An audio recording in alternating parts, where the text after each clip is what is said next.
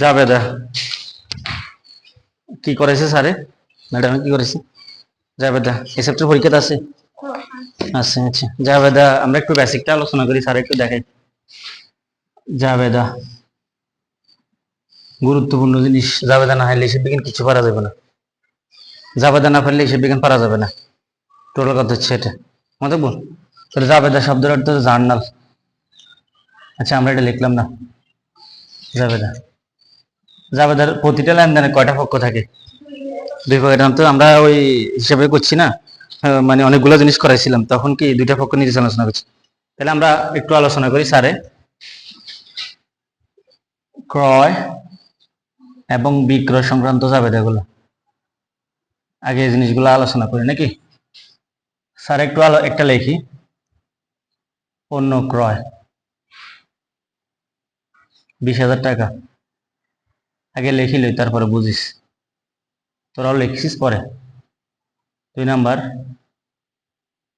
আসিফের নিকট থেকে পণ্য ক্রয় 10,000। কত? 10,000 টাকা। 10,000 টাকা। আসিফের নিকট থেকে পণ্য ক্রয় কত? 10,000 টাকা। আচ্ছা, এরপরে 3 নাম্বার, এই আসিফের নিকট থেকে আসিফের নিকট থেকে তো লিখি না, থেকে নিকট থেকে নগদে পণ্য ক্রয়। আজকে ক্রয় সংক্রান্ত ওগুলো একটু দেখায়। 10,000 টাকা। এরপরে স্যার আরেকটা জিনিস লিখলাম, ধারে পণ্য ক্রয়।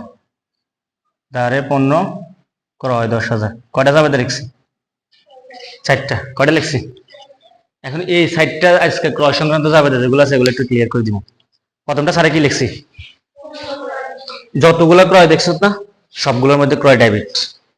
ক্রয়টা কি? ক্রয়টা কি এমনি মূলত খরচ, আয়, ব্যয়, এরকম কোনটা?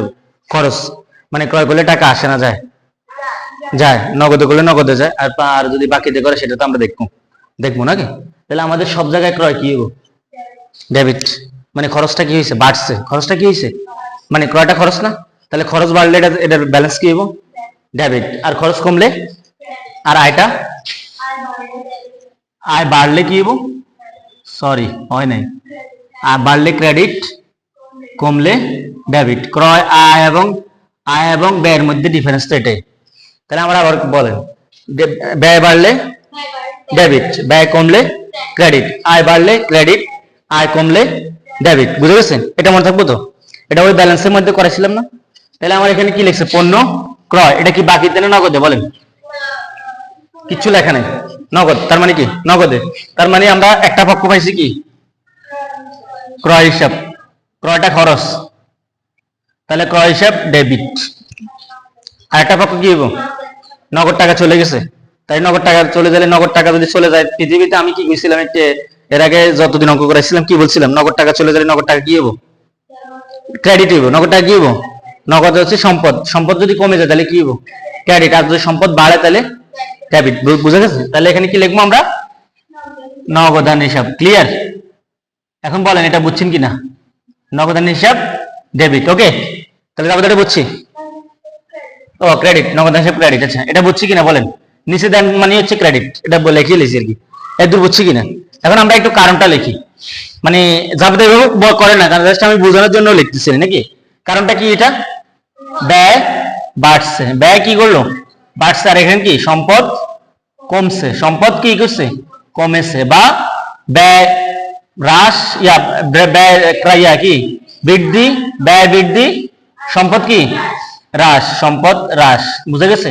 তার মানে আমরা একটা জাবেদা দিই 3টা জিনিস শিখতেছি। ক্লিয়ার? তার মানে কি? সম্পদ ব্যয়টা কি হয়েছে? বৃদ্ধি। আর হচ্ছে কি? সম্পদ কি হয়েছে? হ্রাস। বুঝে গেছেন? এখন এটা আরেকটা জিনিস বলে যে লেনদেনের প্রভাব। তখন আমি কি করবো? লেনদেনের প্রভাব হলে এটা কি ব্যয় নাও? ব্যয় হলে কি হয়? ব্যয় লয় কার লগে সম্পর্কিত? আয় ব্যয় কার লগে সম্পর্কিত বলেন তো? মূলধনের সাথে আয় ব্যয় কার লাগে সম্পর্কিত, তাহলে মূলধনের ইয়ে কি হইব ই, ওই ওই ওই মানে কি ওনার সিকিউরিটি নেন। তাহলে এখন এটা কি এখানে বাড়বো না কমবো, ব্যয় বাড়লে ই কমবে না বাড়বে, ঠিক করে বলো। মূলধন কমে যাবে, মূলধন কি যাবো, তার মানে এখানে কি হইব ই মাইনাস না, ই মাইনাস না, আর এটা কি হইব এ, সম্পদ মানে এই নয় অ্যাসেট নয়, তাহলে অ্যাসেট কি হ্রাস মাইনাস। আমার কথা বুঝছেন নি, একটু খেয়াল করতে হবে। আমি আবার বলতেছি ক্রয়টা কিভাবে ই মাইনাস হয়েছে, এটা ই মাইনাস মানে কি মালিকানা সত্ত্ব হ্রাস। এখন কি খরচটা কি বাড়ছে না কমছে, বাড়ছে, খরচ বাড়ছে, খরচ বাড়লে মালিকানা সত্ত্ব কমে না বাড়ে, কমে মালিকানা সত্ত্ব, মানে আমি যদি খরচ করি তাহলে মূলধন কি হয়ে যায় কমে যায়, তাহলে মূলধনের এটা কি হবে ই, মূলধনের এটা কি ই, তাহলে এটা বাড়বো না কমবো, কমবে, তাহলে এই কারণে ই মাইনাস অথবা ই হ্রাস, অথবা ই কি হ্রাস। আরটা হচ্ছে সম্পদের এটা হলো অ্যাসেট, অ্যাসেটের পূর্ণ সংক্ষিপ্ত রূপ হচ্ছে এ, কি এ, তাহলে এটা বাড়ছে না কমছে, কমছে কি জন্য সম্পদ কমে গেছে এই কারণে এটা কমে গেছে, ক্লিয়ার। আচ্ছা এখন আমরা এরপর আসিফের নিকট থেকে পণ্য ক্রয়। আমি একটা কথা বলি, আমি কি বলছি পণ্য দ্রব্য ক্রয়ের ক্ষেত্রে যদি কারো নাম উল্লেখ থাকে সেটা বাকিতে, সেটা কি পাওনাদার। আচ্ছা আমরা ক্রয়টা আগে ডেবিট করি, ক্রয়টা কি ক্রয় হিসাব ডেবিট। এখন বলেন পাওনাদার কথা ঠিক আছে, আমি একটা জিনিস শিখেছিলাম ধারে পণ্য ক্রয়ের ফলে পাওনাদারের সৃষ্টি হয়, ধারে পণ্য বিক্রয়ের ফলে দেনাদারের সৃষ্টি হয়। এখন পাওনাদারের নাম উল্লেখ করা আছে সেটা হলো কি আসিফ, তার মানে পাওনাদার লেখা লাগবো না, তাহলে আসিফের নামটা লেখা লাগবে। আসিফ হচ্ছে আসিফের, যেহেতু পাওনাদারের নাম লেখা আছে তাহলে পাওনাদারের নামটা লিখতে হবে, আর যদি পাওনাদারের নাম লেখা না থাকে তাহলে পাওনাদার আনতে হবে, তাহলে কি পাওনাদার আনতে হবে, তাহলে পাওনাদার কে আসিফ, তাহলে আসিফ হিসেব কি হবে আসিফ হিসাব ক্রেডিট। এন্ড বলেন আসিফ হিসাব ক্রেডিট। এখন বলেন ক্রয়টা বাড়াতে কি বাড়ছে, ব্যয় বাড়ছে, ব্যয় বাড়ছে, ব্যয় বাড়লে কি হয় ই মাইনাস, মালিকানা সত্ত্ব কি হ্রাস, মালিকানা সত্ত্ব কি মানে মূলধন কমে গেছে, মূলধন কি হয়েছে কমে গেছে। এখন আসিফ কি পাওনাদার, পাওনাদার কি দায় না, পাওনাদার কি দায় না নি, তাহলে দায়টা যদি বাড়ে তাহলে সেটা কি হইব এল, এল কি পাওনাদারের কি লায়াবিলিটি, কি লায়াবিলিটি, LITIES লায়াবিলিটিস, তাহলে এটার পূর্ণাঙ্গ কি এল, তাহলে এলটা বাড়বো না কমবো, বাড়বো, রাইট। তাহলে আমার কি দায় বাড়ছে, দায় বাড়ছে, দায়টার ইয়ে কি এল, তাহলে এল কি প্লাস, এল কি প্লাস, বুঝছিনি আমরা। তার মানে আজকে আমরা মনে থাকবো এল এর লায়াবিলিটিস হলে দায়, দায়টার ইয়ে কি হইব সংক্ষিপ্ত রূপ হইব কি এল, আর মালিকানা ক্ষেত্রে হইব ই, সম্পদের হইব এ, আর হচ্ছে একটা কি আছে এটাই তো, এগুলো একটু খেয়াল রাখতে হইব। আমার এই জায়গাটা বুঝছিনি তো নি, ক্রয় হিসেব ডেবিট আসিফ হিসেব ক্রেডিট। এখন এই জায়গাটা ব্যয়টা বাড়ছে দায়টা বাড়ছে এটা তো আমরা বুঝছি, আর এটা যদি সমস্যা হয় আমরা এটা আবার ফলো আলোচনা করব, বুঝে গেছেন, এটা বুঝছিস এটা ঝামেলা আছে নি, এটা কি এটা হচ্ছে ক্রয়টা বাড়ছে, ক্রয়টা বাড়াতে মালিকানা সত্ত্ব কি হয়ে যাব কমে যাবে, ক্লিয়ার। আচ্ছা আর হচ্ছে দায়টা বাড়ছে, আসিফ হচ্ছে পাওনাদার, পাওনাদার মানে কি আমার কাছে যারা টাকা পায় তারা পাওনাদার, পাওনাদারটা বাড়ছে না কমছে, আমি যে পণ্যটা কিনছি তারা টাকাটা দিছি দিই নাই, তারা তো পরে দিতে হবে নাকি, তাহলে পণ্যটা পরে দিতে হলে টাকাটাকে সে আমার কাছে পাইবো, তাহলে পাইলে কি দায়, তাহলে দায়টা কি বাড়ছে না কমছে, বাড়ছে, এই কারণে এল প্লাস। এটা আমি একসাথে তিনটা অঙ্ক করাই দিছি, এক হচ্ছে তোমার জাবেদা করাই দিছি, আরেকটা হচ্ছে এটা প্রভাব দেখাই দিছি, আর একটা হচ্ছে লেনদেনের প্রভাব দেখাই দিছি। এটা আসবো পরীক্ষাতে, আসবো প্রশ্নের মধ্যে আসবো পরবর্তীতে আছে। আচ্ছা ঠিক আছে, আসিফের নিকট থেকে নগদে পণ্য ক্রয়, নগদ বলছে ঘুরে গেলে আগের মতো, ক্রয় হিসাব ডেবিট, দেনাদার কি জন্য হইব নগদ তো আছে, তাহলে নগদান হিসাব ক্রেডিট, নগদান হিসাব কি এখন নামিয়ে বল এটা কি হবে, এখন ক্রয় হিসাবে কি হচ্ছে ব্যয় বাড়ছে, ব্যয় বাড়ছে, আমরা শিখতেছি ব্যয় বাড়ছে, তার মানে কি মালিকানা সত্ত্ব কি হবে ই মাইনাস, ওকে। আচ্ছা নগদান কি হয়েছে সম্পদ কমে গেছে, সম্পদ হ্রাস, তাহলে মানে কি এ মাইনাস, এই কি হইব মাইনাস, ক্লিয়ার। আচ্ছা এখন এটা বলেন ধারে পণ্য ক্রয়, ধারে পণ্য ক্রয়, ধারে পণ্য ক্রয় ফলে কাজ সৃষ্টি হয় পাওনাদারের, ধারে পণ্য ক্রয় ফলে কাজ সৃষ্টি হয় পাওনাদার, তাহলে আমরা ক্রয় তো ডেবিট আছে, ক্রয় ডেবিট আছে না, ক্রয় ডেবিট, ওকে। এরপরে কি পাওনাদার তো নাম নেই, তাহলে পাওনাদার ডাইরেক্ট লেখা থাকবো, তাহলে পাওনাদার হিসাব ক্রেডিট। তাহলে এখানেও একই অবস্থা, ব্যয় বাড়ছে আর এটা কি দায় বাড়ছে, এটা কি দায় বাড়ছে, তাহলে কি এই মাইনাস এ না দা এল এল লাই এল প্লাস দায় বাড়ছে, দায় কি হয়েছে? আমরা এই কয়টা যাবে দা বুঝছি কিনা, এই সাইডটা যাবে দা বুঝছি কিনা, ক্রয় সংক্রান্ত যাবে দা, তো খরচ আর ব্যয় তো এক কথা, খরচ আর ব্যয় তো এক কথা। এখন স্যার আর একটা জিনিস করাই, সেটা হচ্ছে আমাদের একটু দেখেন, আমরা একটু এদিককে মুছি, ক্রয় সংক্রান্ত যাবে যেগুলো আছে এগুলো স্যার আজকে শেষ করে দিব, তো ক্রয় সংক্রান্ত যেগুলো আছে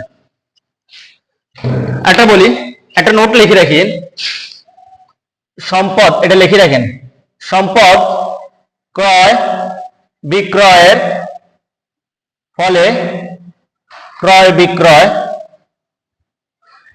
পক্ষ হয় না, ক্রয় বিক্রয় পক্ষ হবে না, পক্ষ হবে না, এই নোটটা লিখে রাখেন। তার মানে সম্পদ কিনা এবং বেচা, নোয়াখালীর ভাষায় সম্পদ ক্রয় এবং বিক্রয়ের বেলায় কি হবে না, ক্রয় বিক্রয় পক্ষ হবে না। এই যে ডেবিট এবং ক্রেডিট করছি না, ওই দুটো হবে না, ওই দুটো কি হবে না। তাহলে নোটাটা লেখেন, নোটাটা লেখেন দ্রুত, সম্পদ ক্রয় বিক্রয়ের ক্ষেত্রে ক্রয় বিক্রয় পক্ষ হবে না, এটা লেখেন।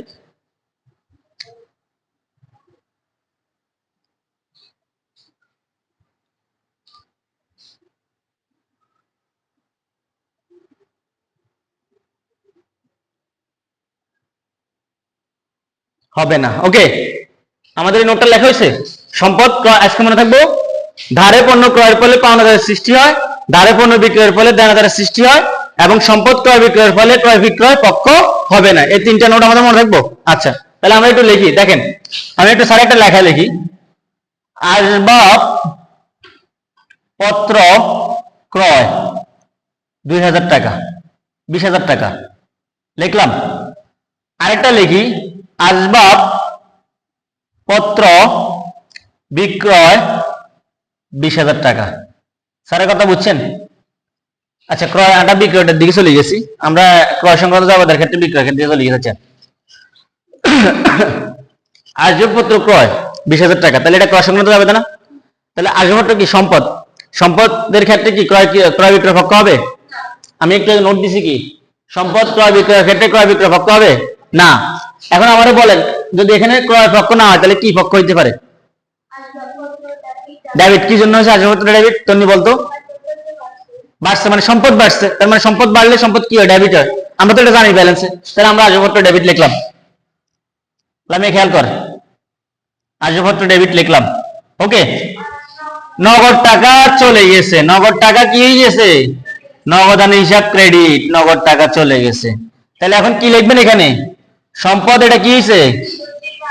সম্পদ এটা বৃদ্ধি, এটা কি বৃদ্ধি, এটা সম্পদ এটা কি হয়েছে? এটা হ্রাস, একবার হ্রাস একবার বৃদ্ধি। তাহলে এটা কি করবেন? এ প্লাস এ মাইনাস। বুঝছি? ক্লিয়ার? হ্যাঁ, আরেকটা সম্পদের ক্ষেত্রে আরেকটা আছে, স্যার আরেকটা বুঝাই। স্যার এটা ইউটিউবে পুরান দিয়ে দিন, ক্লাসটা ডিলিট করতে না কিছু, তাহলে তোরা ওইখান থেকে আরো ভালো শিখতে পারবি। আচ্ছা, আমি যদি বলি ধারে আসবাব পত্র ক্রয় 20,000 টাকা, আবার লিখলাম 20,000 টাকা।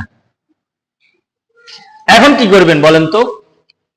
এখন তো আর নগদ নাই, এখন কি করবেন? তাহলে আমার ওই যে প্রশ্নটা দাঁড়ায়, আমি আসবাবপত্র ধারে আসবাবপত্র ক্রয় করছি, তার মানে কি? আমি বলি আমি মামুন ভাই থেকে একটা শেয়ার কিনলাম, শেয়ার কিনলাম না, কিনে মামুন ভাইরে বললাম যে টাকা এখন নয় পরে নিয়েন। আমার কিন্তু শেয়ার বাড়ে গেছে, মানে আসবাবপত্র বাড়ে গেছে, কিন্তু আমি তো টাকা দিই নাই তারে, ডেবিট। হ্যাঁ, কি জন্য পাওনাদার? ওই যে একটু আগে বলছে ধারে ক্রয়ের ফলে পাওনাদারের সৃষ্টি হয়, ক্লিয়ার?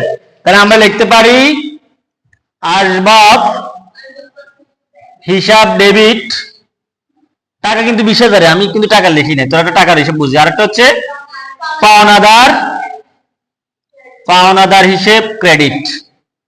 এখন বলেন এটা কি হবে? সম্পদ, সম্পদ বৃদ্ধি, দায় বৃদ্ধি, রাইট, দায় বৃদ্ধি। এটা কি হবে? এ প্লাস, এটা হলো এল প্লাস। ক্লিয়ার? আমাদের ক্লিয়ার? আমরা আরেকটা ক্রয় জাবেদা আছে, লাস্ট ওটা আলোচনা করি, আমরা ক্রয় জাবেদা শেষ করব। ক্রয়টা জাবেদা হচ্ছে আসিফ নিকট থেকে আসবাব পত্র ক্রয় 20,000 টাকা, লিখলাম আবার 20,000। বলেন আসবাবপত্র ডেবিট, আসবাবপত্র আইসতে আছে, আসবাবপত্র হিসাব ডেবিট, পাওনাদারের নাম উল্লেখ করা আছে 80, তার মানে পাওনাদার হইব, তারা 80 হিসাব ক্রেডিট দিব। 80 হিসাব কি হবে বুঝছি আমরা, 80 হিসাব ক্রেডিট। এটা কি হবে সম্পদ বৃদ্ধি, আর হচ্ছে দায় বৃদ্ধি, তাহলে এ প্লাস এল প্লাস। যে নোটগুলো দিছে এগুলো উঠে লো, ব্যাস আর কিছু লাগবে না আমাদের। মোটামুটি আমরা অনেকটা ক্লিয়ার হয়েছে আমাদের।